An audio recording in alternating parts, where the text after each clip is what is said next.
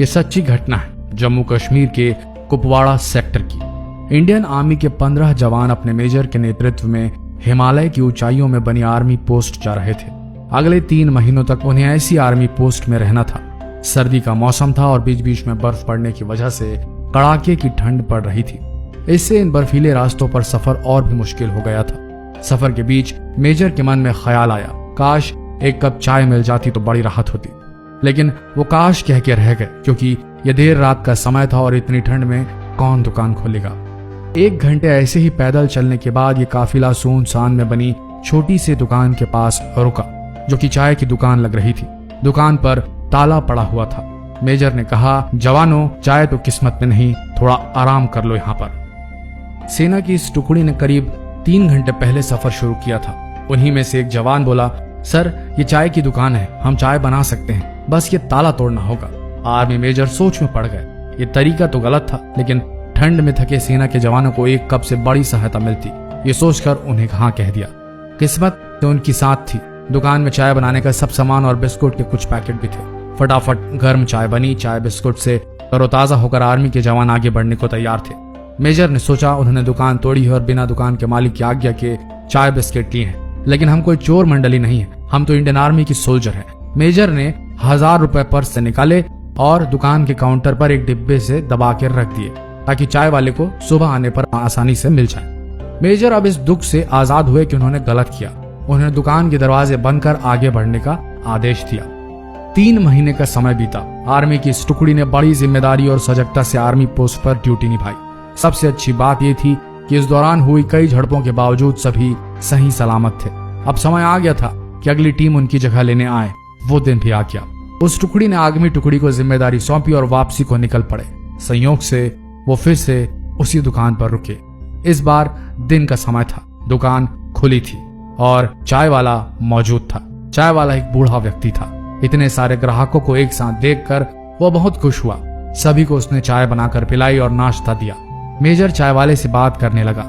मतलब वो कह रहा था, कब से ऐसे सुनसान जगह पर दुकान चला रहे हैं आप? बूढ़ा अपने अनुभव और कई कहानी को बताने लगा। बूढ़े की हर कहानी में भगवान का एहसान जताना था और विश्वास की बात ज्यादा थी। एक जवान बोल पड़ा, अरे बाबा, अगर भगवान हर जगह है तो उसने आपको इतना गरीबी में क्यों रखा है? ऐसा मत बोलो साहब, भगवान वाकई हर जगह में है, मेरे पास सबूत है। चाय वाले ने कहा, अभी 3 महीने पहले की बात है। बड़ा बुरा समय चल रहा था। मेरे इकलौते बेटे को आतंकवादियों ने कुछ जानकारी पता करने के लिए बुरी तरह से मारा था। ऐसी जानकारी जो उसे पता ही नहीं थी। मुझे दुकान बंद करके लड़के को अस्पताल में भर्ती करना पड़ा।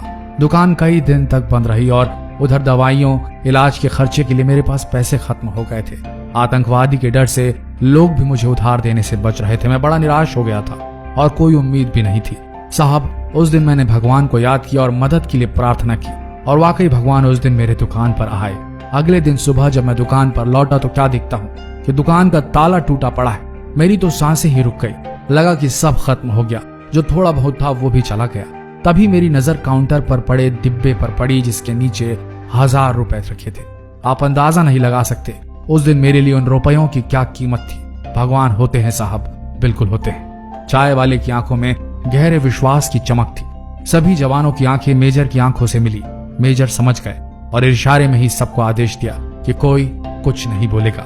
मेजर साहब उठे, चाय का पैसा दिया और बूढ़े से हाथ मिलाकर बोले, सही कहते हो बाबा, वाकई भगवान होते हैं। और हाँ, चाय के लिए शुक्रिया, आपकी चाय बहुत अच्छी थी। सभी जवानों की आंखें मेजर की आंखों से मिली, जो कि थोड़ा नम हो चली थी। पहली बार उन्होंने अपने मेजर की आंखें नम देखी। सेना के जवानों के लिए उस रात वो दुकान भगवान की कृपा बनी और अगली सुबह बूढ़े चाय वाले के लिए मेजर साहब खुद भगवान का रूप बने। आपके साथ भी कभी ऐसा जरूर हुआ होगा दोस्तों। आपको भगवान की बहुत जरूरत आन पड़ी होगी और आपके लिए भगवान किसी न किसी रूप में आए होंगे। भगवान हर जगह हैं और ये भी सच है कि कई बार आप ही किसी के लिए भगवान का रूप बन सकते हैं। अगर आप कभी भी किसी भी मौके पे कैसे भी मदद कर सकते हैं तो जरूर करें। आपको अंदाजा भी नहीं होगा कि कभी कभी आपकी छोटी सी मदद किसी के लिए खुशियों का समंदर बन सकती है। ऐसी कहानियों को सब तक पहुंचाना चाहिए ताकि कोई भी इंसान अपने आप को अकेला महसूस ना करे और भगवान पे विश्वास और गहरा सके। ऐसे ही बेहतरीन वीडियोस के लिए जुड़े रहे हमारे पेज के साथ। धन्यवाद।